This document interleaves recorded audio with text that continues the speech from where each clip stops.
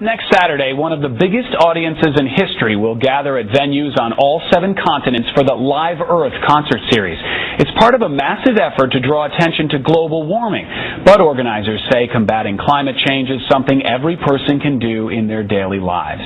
David Rothschild is an environmental educator and the author of the Live Earth Global Warming Survival Handbook, the official companion volume to the Live Earth concerts. Good morning, David. Thanks for being here. Thank you for having me. You know, looking through this, we've heard a lot about global warming, from Al Gore on one side all the way to, really the far right and the different debates. It seems as though the debate of that it's happening is over, and now the debate is what to do about it. Yeah.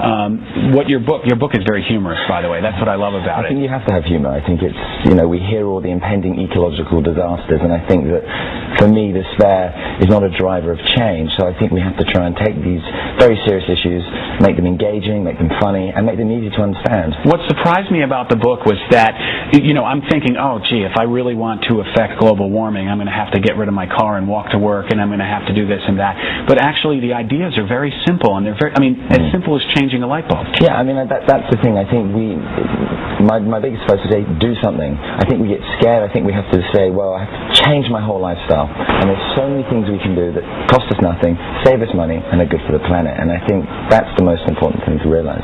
One of the highlights, of course, are the 10 easy steps that you can actually take to make an impact. And here's the first one: adjust the climate by 2 degrees. That's adjust your climate control settings, right? Yeah, and we actually say in the book, put on a sweater.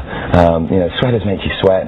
Put it on. It means you can turn down your thermostat, and just by turning down your thermostat by 2 degrees, you can save anywhere up to 4% on your energy bill. So even if you're just doing it to save yourself some money, do that, because it takes 2 seconds to turn it down. And this time of year, turn it up 2 degrees, obviously. Yeah, well, you can as well. So.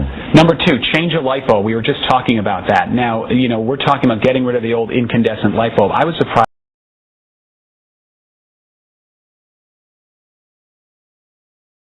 Amazing for me was that if every American household was to change one light bulb, we could take the equivalent of 800,000 cars off the road. That's a lot of cars for one light bulb. And how long does that take? There's an old joke. How many news anchors does it take to change a light bulb?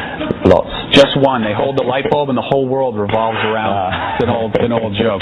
The other thing you talked about was fully turning off the appliances. And I noticed in your book, if it has a little red light on the TV, even though it's off, that means it's on standby. Exactly. That just sucks energy? It sucks energy. We're sucking up a huge amount of energy just by leaving our, again, all our appliances on. The phone charger is a big one.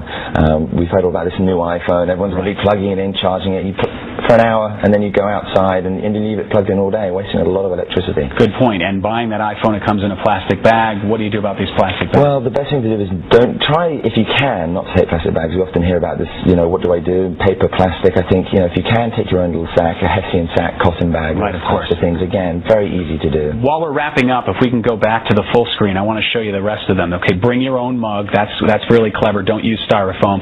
Use public transport. Really good idea. Bike or walk. Take short showers, not baths, and plant something. That's a great idea. Yeah. Thank you so much, David, for joining us. Really glad to have you here. David Rothschild is, of course, the founder of the Sculpt the Future nonprofit. It's an environmental foundation. His book is the Live Earth Global Warming Survival Handbook.